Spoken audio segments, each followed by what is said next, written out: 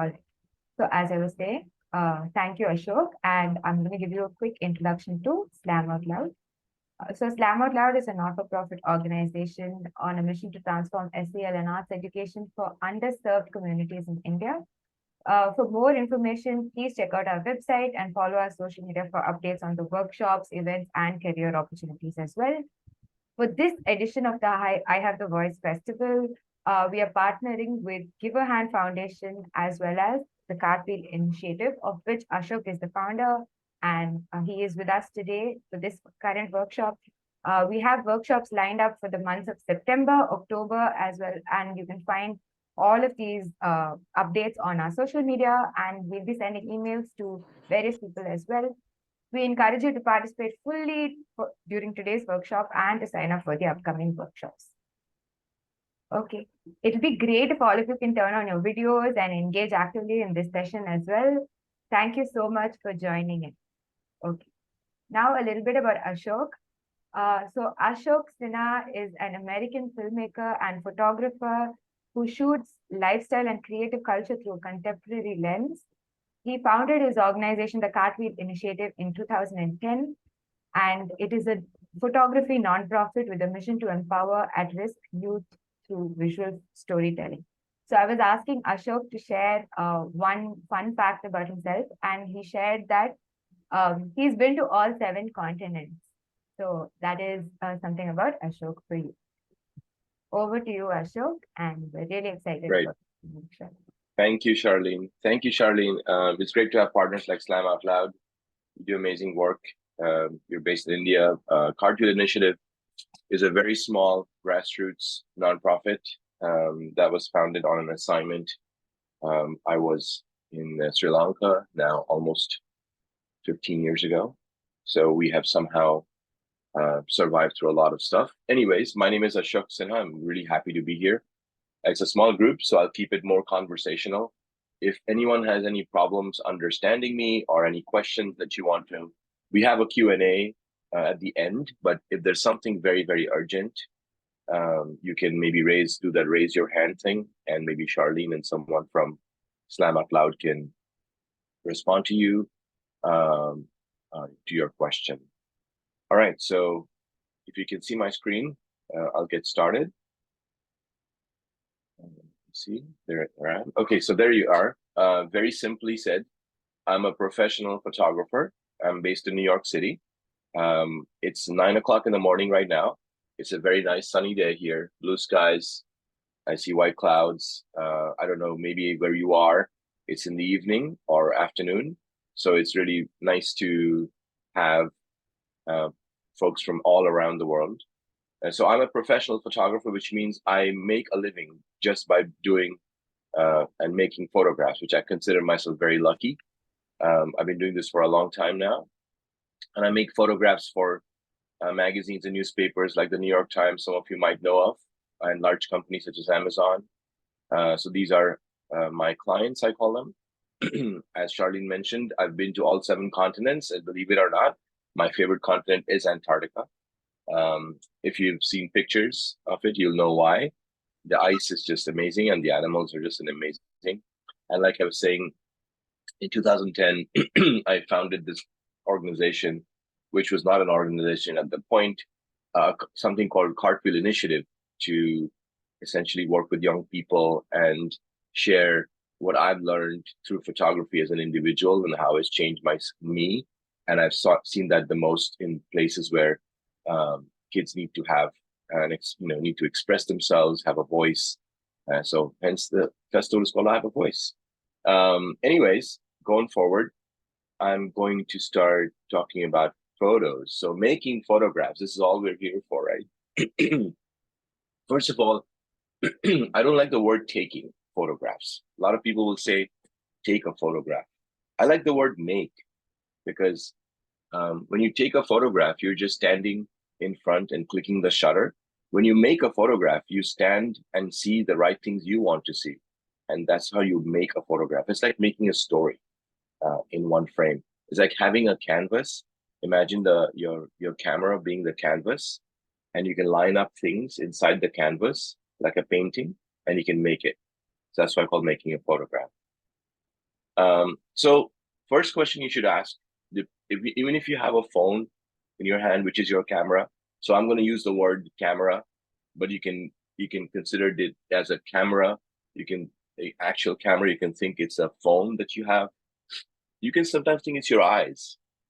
That's the best camera we have. In fact, some of the best pictures that have been made have never been recorded. There's a book about it. In my life as a photographer, I think the best pictures I've come across, I did not make a picture because either I did not have a camera or I didn't want to, but I made the picture with my eyes. So the first thing is this what I really want? What do I mean by that? What I mean by that is don't just click for the sake of clicking a photograph. First, think through 2 seconds as to, is this everything in the frame what I want? I'll show you some examples to my photographs. So the first one, this was taken, you can see, on a train.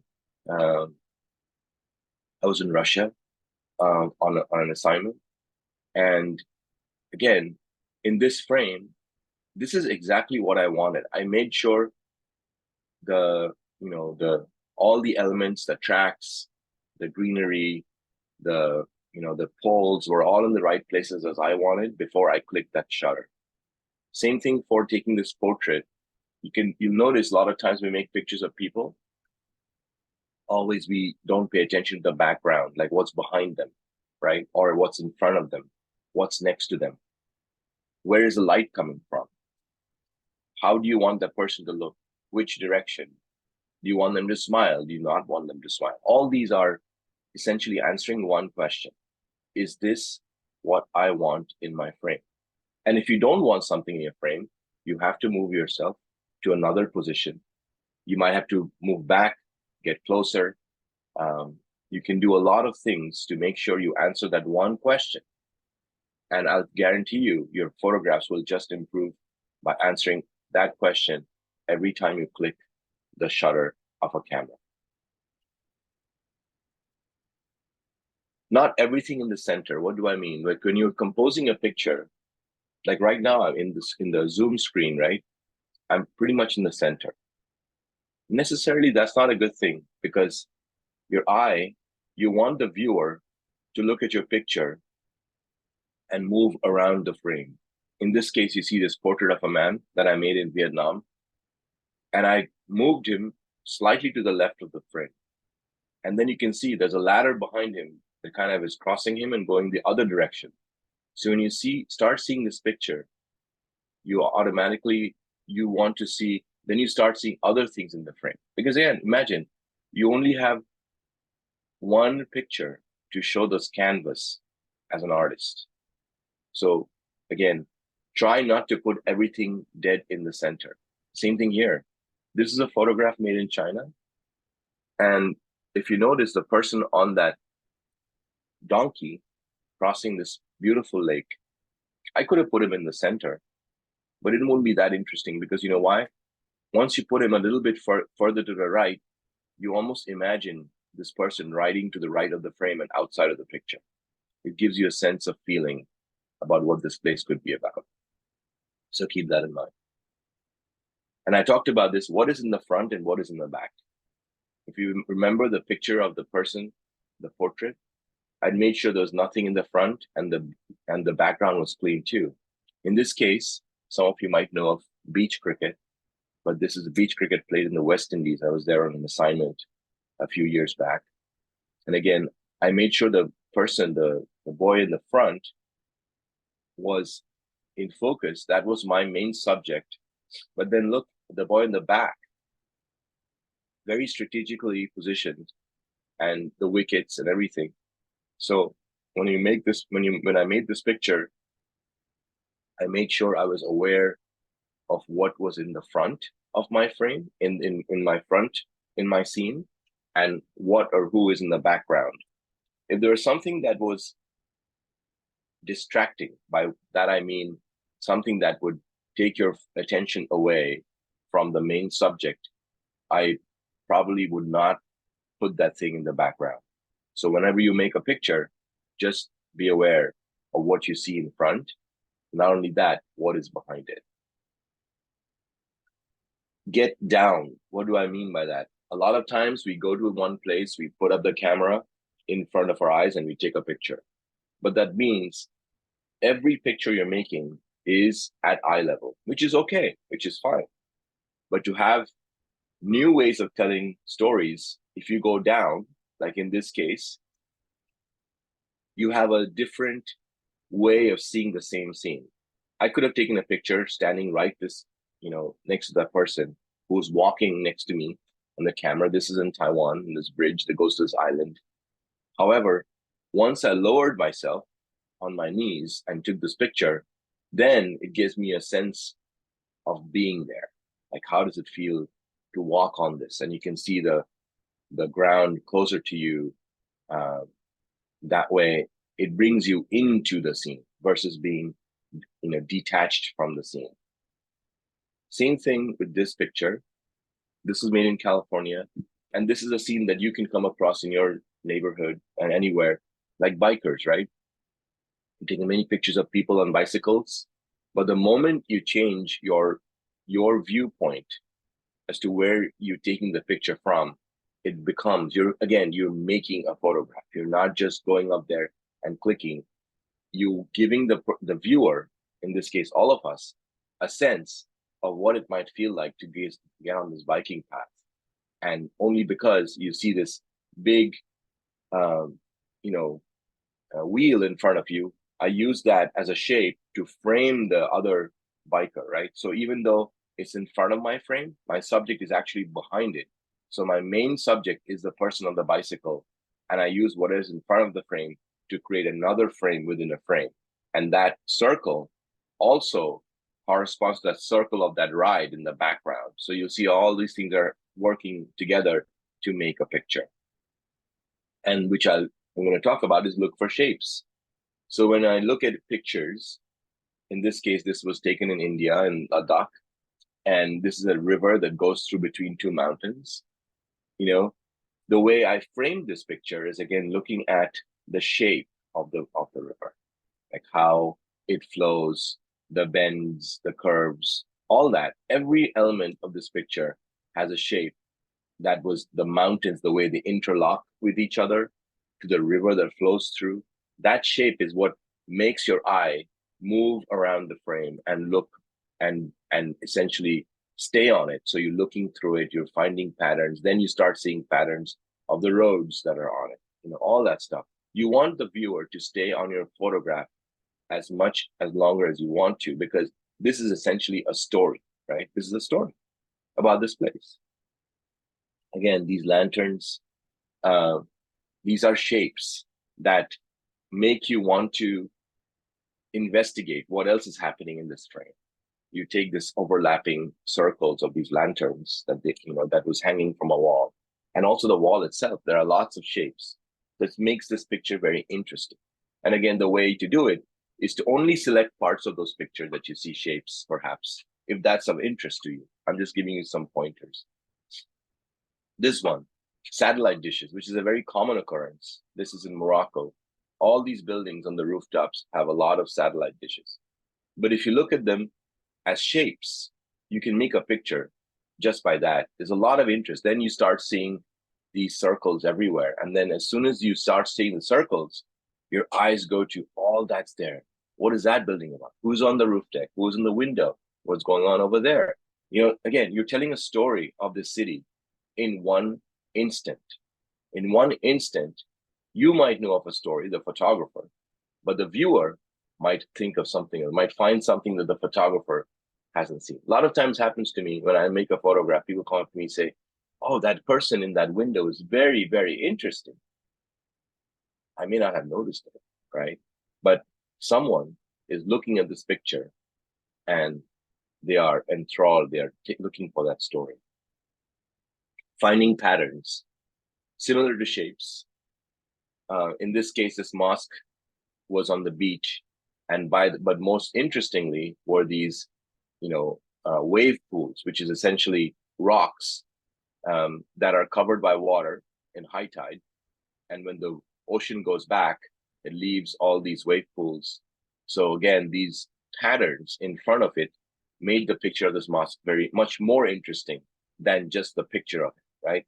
It not only shows you where it's located on a very rocky kind of landscape, but then these shapes and these patterns in front of the picture.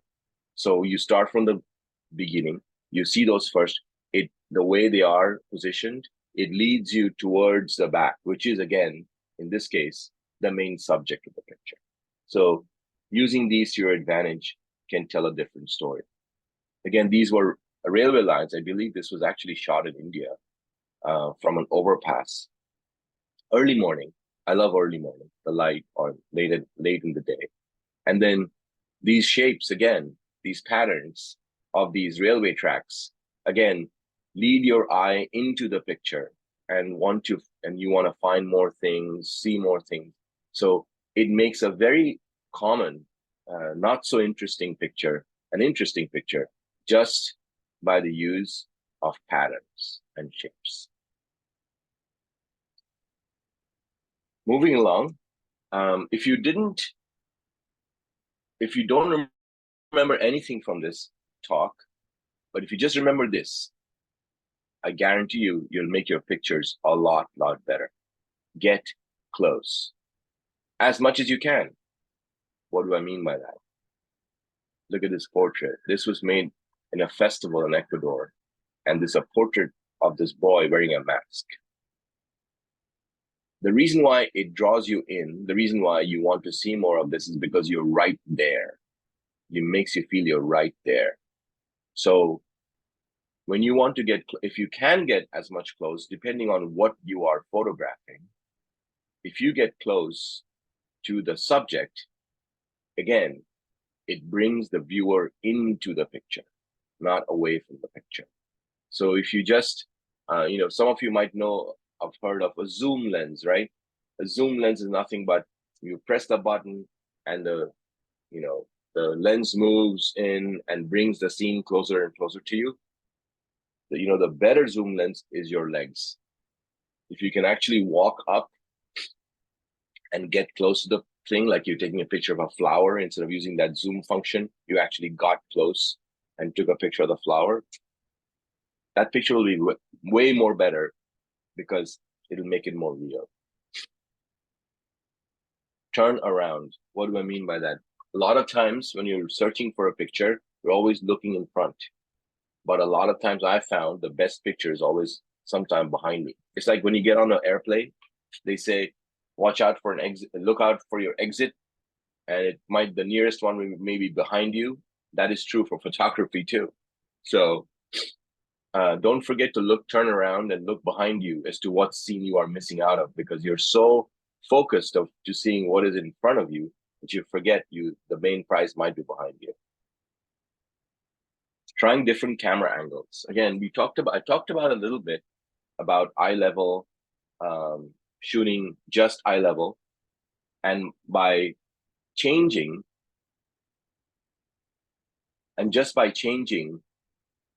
where you hold the camera and how you see a scene makes a big difference. I'll give you one example.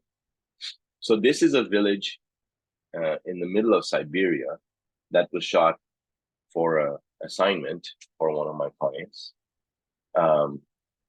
But this picture was made differently. We call this a bird's eye view, almost like you're a bird. So if I went to the highest point in the village and I looked down and I took a picture.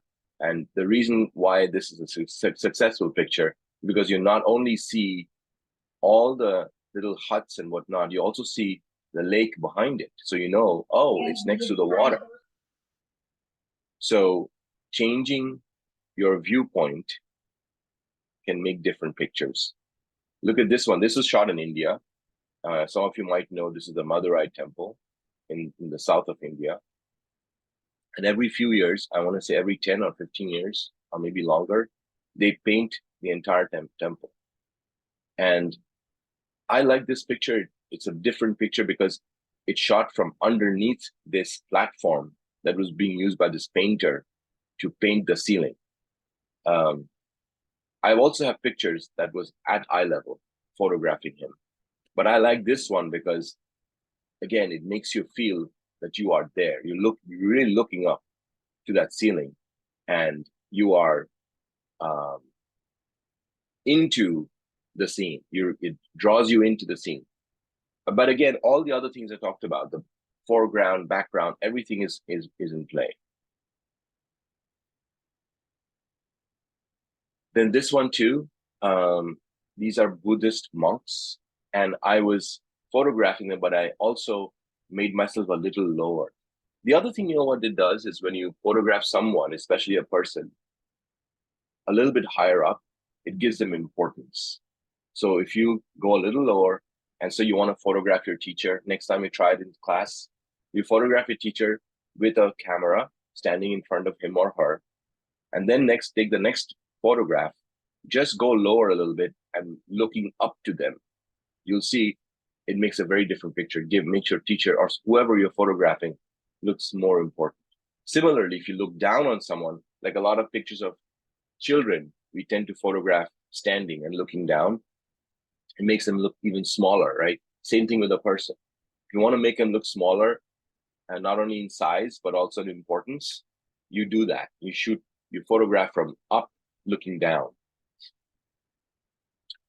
Trying different type of shots. Shots is nothing but different kinds of pictures. So I'll give you an example. This was a person on a boat, also shot in India. But I'll show you 3 pictures. This is again, straight on eye level, standing on the boat from the back, photographing him, rowing this boat. On the other side, see, like I told you, the best picture might be behind you, right? This actually was behind. So I turned around, made a portrait of him, looking straight into him, eye level again, but again, make sure I use the pattern. I use the shape. See that pole kind of goes top left to the bottom right. I made sure what's in the background was important, right? So it's not distracting me from the person, the light, the way it's hitting his face, and the background, everything plays. And then another picture is just of his feet. I got closer than what I was. I got lower, right? I wanted to focus on details. I don't necessarily need to show his face, actually. Even this picture without his face is a very effective picture. I want to see what he's wearing. I can tell that definitely he's on a boat. So try different kinds of pictures on the same subject, and you'll see each picture would tell a different story. Showing movement, even though we're photographing, which in essence means we are capturing and freezing a second, a millisecond, a moment in time, right? You can show motion even in still pictures. All it takes is moving your camera while you're photographing. So which means inherently that some parts of your picture will be blurry. And that's fine. Because when you are running or when you're walking past through your eyes, some things look blurry because you are moving and you want to give the viewer a sense of motion, of people in motion, something in motion, your pet in motion, your car in motion, your bicycle in motion. And all you do is take the camera and you photograph it and keep moving. You move the camera and you click. That's all you do. Follow the same direction of movement so you can get this feeling of movement from left to right in this case. Telling stories. So here we are talking about making pictures and putting them together to tell stories. So when it comes to telling stories, like any story, they have a beginning, middle, and end. What do I mean by that? When you think of, when you read a book, when you watch a movie, you watch something on TV, if it's a story, it starts off with something, then something happens in the middle of it, and then there's an ending. Same thing with pictures. If you want to use pictures to tell a story, you can tell it with one picture, or you can tell it with many pictures. I'm going to share a little project by one of our workshop attendants, similar to many how old you are, and he was probably 13 or 14 at this time. He was photographing a story of a place which was a chemical factory, which was destroyed in a war, it was bombed in a war. And he wanted to tell a story about this place in a few pictures. So he first started off by showing us the place as to where we are, you immediately know this is not a very nice place to begin with. It's a lot of destruction has happened. The land has been really affected by what has been going on. There's a big piece of concrete in the middle. You already know you're in some sort of a post apocalyptic landscape. Then he shows details. This is a foundation of the buildings where buildings used to be. So you can start seeing a pattern. We started with the beginning where we were. Now we're in the middle. We're showing details. Again, pictures don't have to be pretty to be a good picture. Pictures have to tell a story. So he's telling a story here. And then you can now step back and see that, oh, there are more structures like this. There's more destruction. There's something must have happened here, right? To have this kind of broken concrete everywhere, something's going on. And then you realize, oh, the first picture combined with the second, now with the third, I get it. And obviously, if you write also with pictures at the bottom, like titles and captions, it will give the viewer more context. By that, I mean, it'll add more information to each of these pictures. And then he has another detail. Oh, you definitely recognize it's probably a fragment of a bomb or a missile that is still left on the ground. So now you know, oh, we're definitely in the kind of a place where war has been before, and these are what was left behind. And then he ends with a picture of himself, right? That's him. You can see he's definitely affected by the war. He's standing in front of a big metal structure. So again, he reveals himself at the very end, but he tells a story about this place one by one, but not showing anybody, but just showing details about his landscape as to where he is and who he is. So that's just an example of what this person did, telling a story through pictures. And you can do the same in your neighborhood. And sometimes, like I said, you can do it with one picture. One picture could be a story. It could be this. So these kids, some of these kids were refugees that came, and they brought along one thing with them.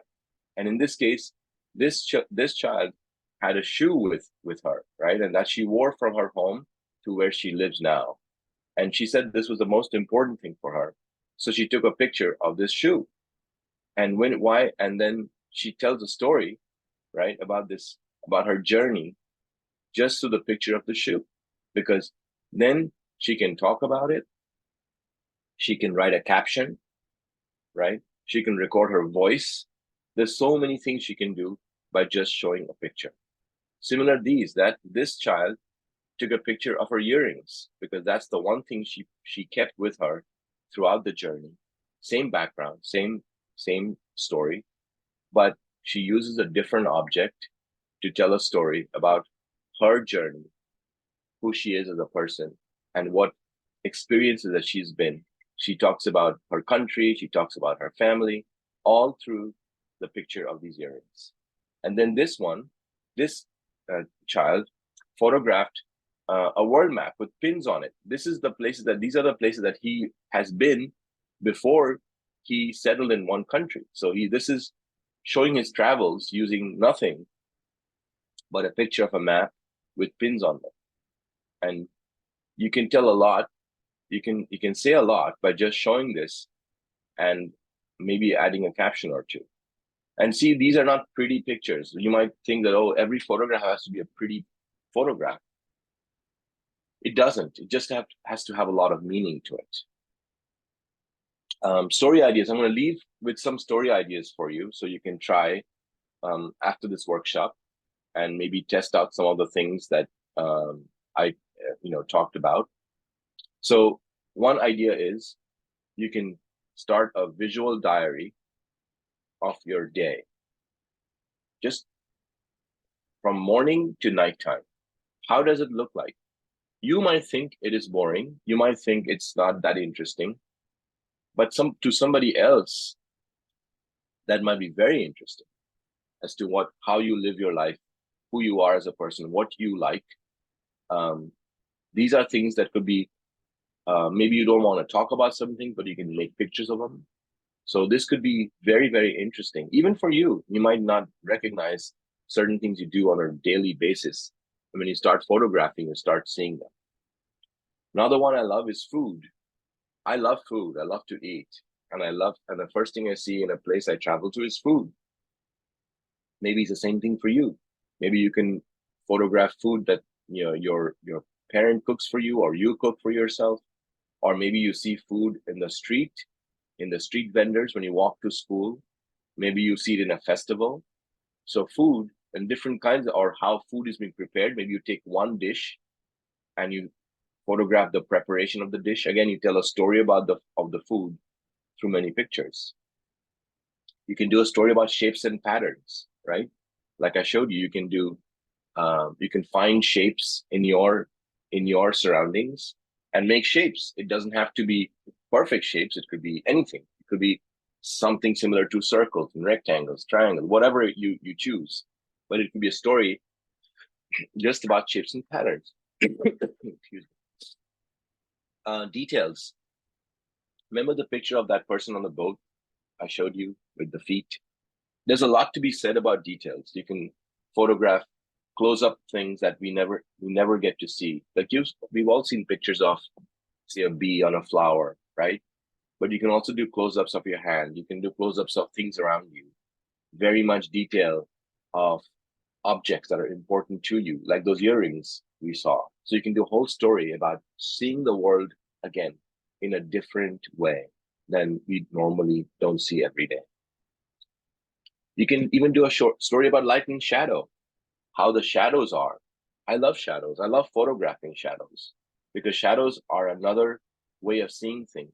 You can photograph just light, how the sunlight hits your room, how the shadow hits your classroom, how maybe somebody's, if you photograph when the sun is in the middle of the day and you make a person stand and you go high up, you see the shadow on the ground. It could be just pictures about shadows. End of the day, the shadows get really, really long and they make shapes on the ground. You can shoot shadows. You can make a whole story about light and shadow.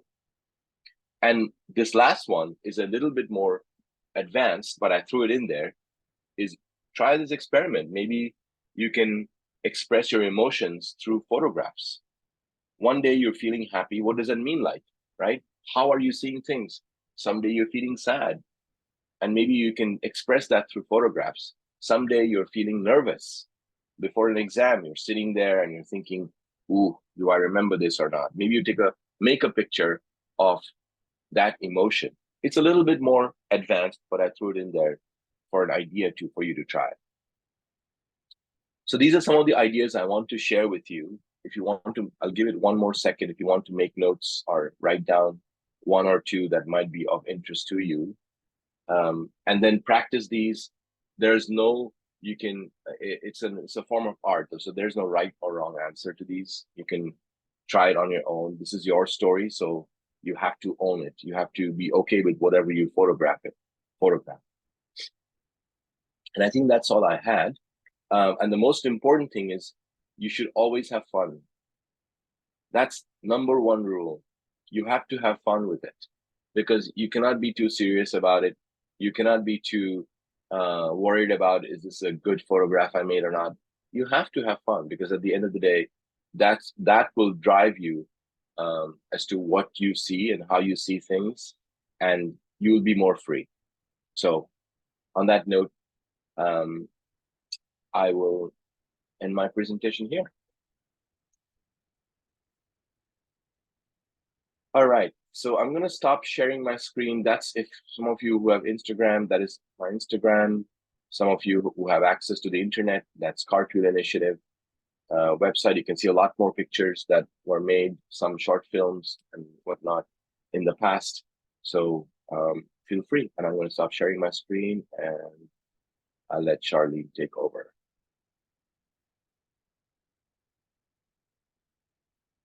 Go ahead, Charlene. Any questions? Anything that anybody wants to ask?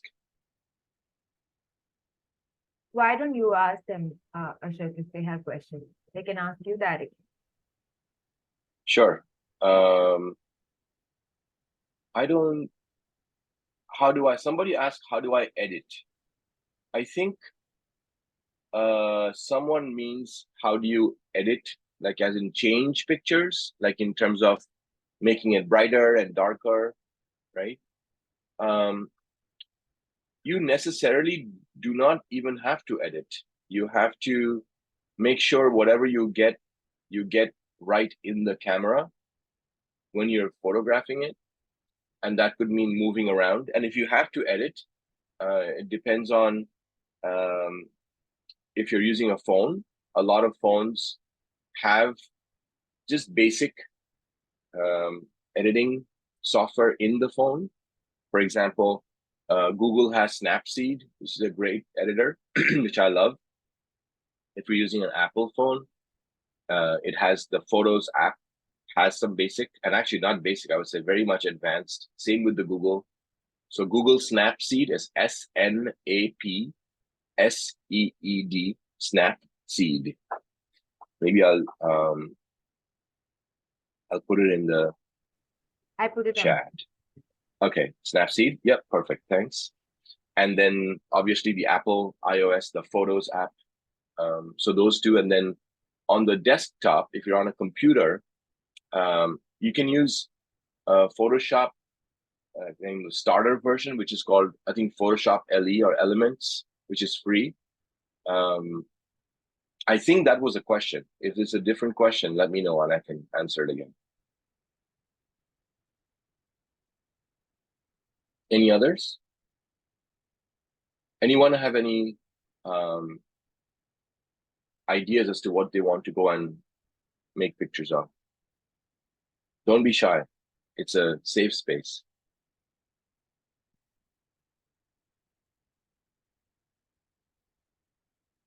No questions? It's a quiet group.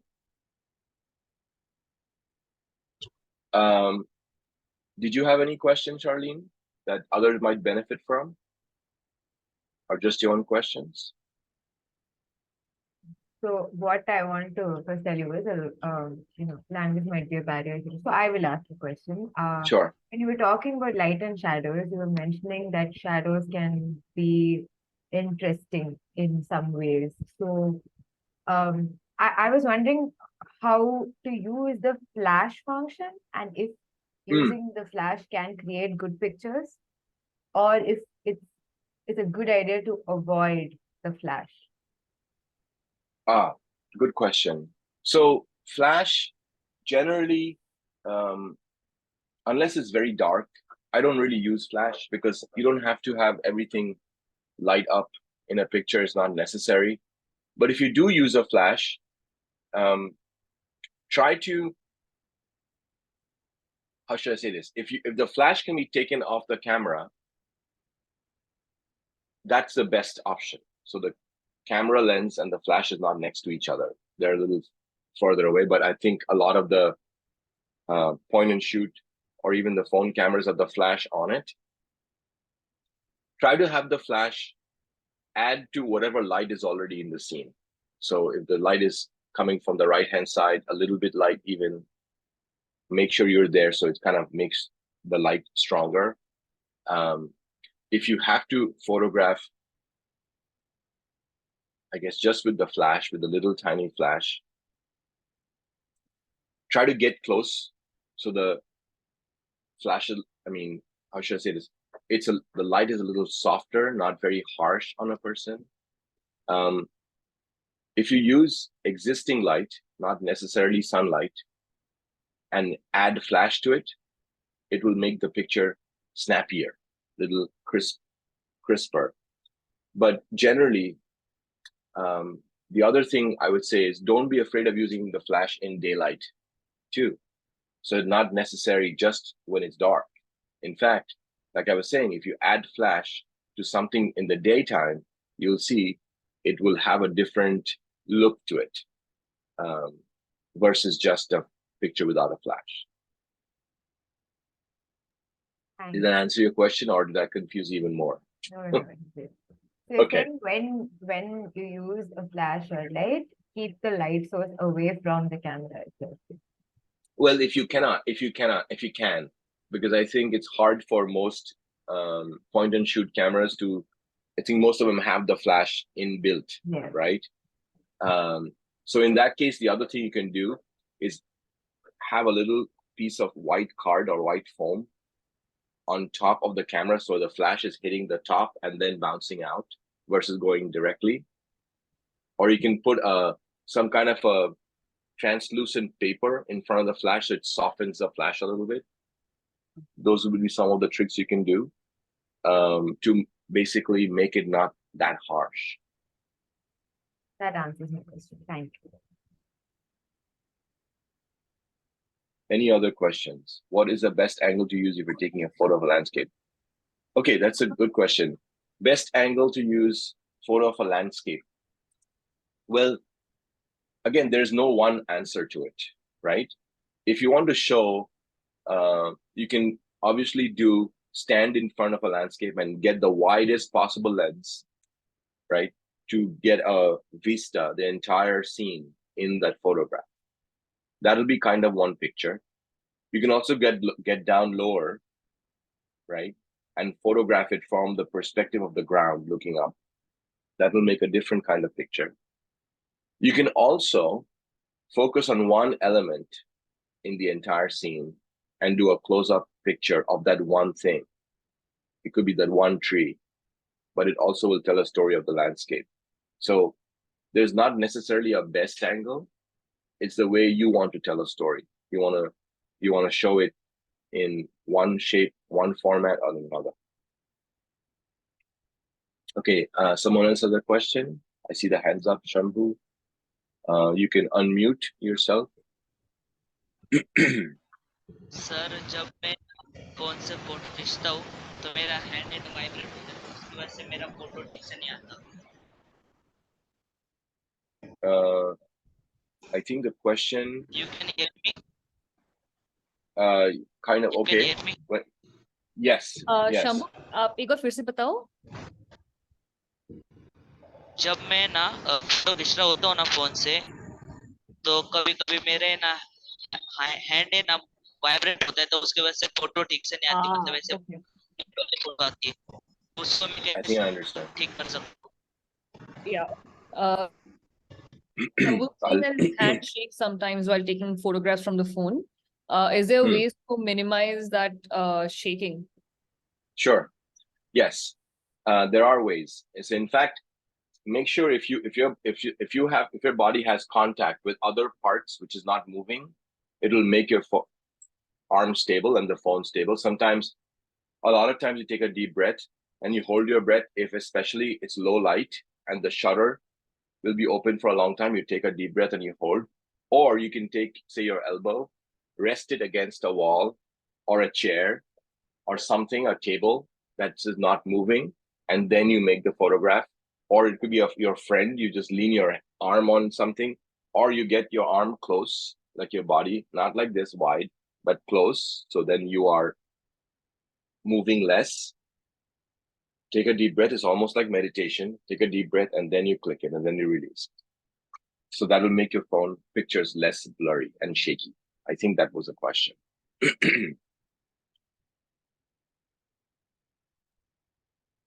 Any others?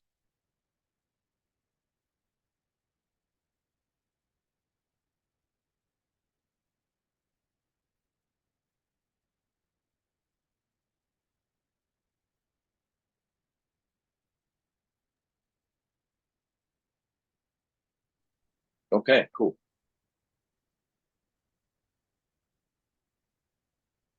Does anyone else have a question? What is the best time to take a photo of a sunset? Okay, I'm going to tell you something very controversial. I know we all love sunsets. However, going back to what I said, look what's behind you, right? Take the picture of the sunset, but turn around next time and see what that light is doing to something behind you. I can tell you 9 times out of 10, that light will make things behind you absolutely beautiful. Absolutely beautiful. It's called the golden hour. And for a reason, the light is golden. The sun is low on the sky, which means it makes some soothing soft light going across the scene, it'll make everything and everyone look beautiful. So if you want to impress someone, take them around that time of day, make the picture of the sunset, and then turn around and say, I want to take a picture of you. But however, make sure the sun is not hitting them straight, right? So it's like coming from an angle. So the more angular you are, instead of the sun being straight here, it'll make the light very flat. But as soon as this person is here and the sun is here, and the light kind of comes across the face or any object, anything, it'll make it better. Also, one other tip I'll tell you is once the sun goes down, right? That period between the sun going down and darkness coming in is probably one of the most beautiful times of day to photograph. Also, the light gets the sun, once it goes below the sky, it essentially reflects all that light into the sky, and the clouds lit up, and they send light down and makes the beautiful, beautiful soft light. So during that time, take your friends, your family, your pet, anything outside, anything, I guarantee you, it'll make it the most beautiful picture you've made that day. I hope I answered that question. Thank you so much, Ashok, for all those tips. They're really, really helpful. Definitely going to Cool. use a lot of them. Today's World Photography Day. Apparently. Oh, Yeah. there we go. We couldn't have chosen a better day. Yeah, so that's something I wanted to share with everyone. And apparently today was the day a French photographer sold his first photograph, and that's why it's celebrated as World Photography Day. Yeah, so that's something Cool. I I wanted. mean, yeah, go out and make a photograph. In fact, some of you maybe for tomorrow. But even if you, I would tell you one thing. Even if you don't have a camera with you, and maybe you will not have a camera with you for a long time, use the best camera you have, which is your eyes and your memory, which is, just store it in memory. But write down what you saw, and write down how it made you feel. I think that could be a very important picture to you, which only you will know. That's fine, but you'll write about it, and that's how others will know as to what you saw and how it made you feel. So don't think photography is just for people with cameras. Photography is open to everybody. We have been given a great camera by God with our eyes. So use it and have fun. So, Yes. I have another question. Mhm. On my iPad, whenever I take a photo, I make sure my subject is not moving and that my hands are not shaking. They're very stable. But it always says live. It like shows a thing that it's live. Oh, it's a setting in the camera. If you click on the icon where it says live, if you click on it, you can turn it off. It'll just have a little slash, like a line through that circle. What it's basically doing is the live function for those who are using like a iPhone or iPad or any Apple device. It takes a couple of seconds of video before it takes the photo. So when you play that live picture, that's all it's doing. Yeah. So if you turn that, you can easily turn that feature off. I don't like that feature. I turn it off. And you'll see once it's turned off, it'll have a straight line through the circle. That's how you know the live feed function is off. I'm guessing that was your question, Aisha. Yeah. Okay. Okay. Yeah, that brings us to the end of the workshop then. If there aren't any more questions, any final thoughts from you, Ashok? No, I mean, I would say tell your own story. Don't be shy. Don't think that you have to make pretty pictures, like I told you.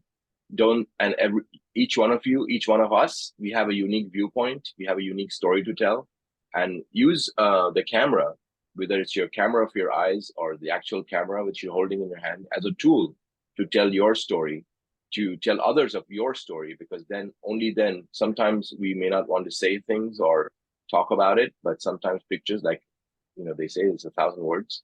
make a picture, share it with others, share your story, write it down. But use it as a tool, and it will help you going forward.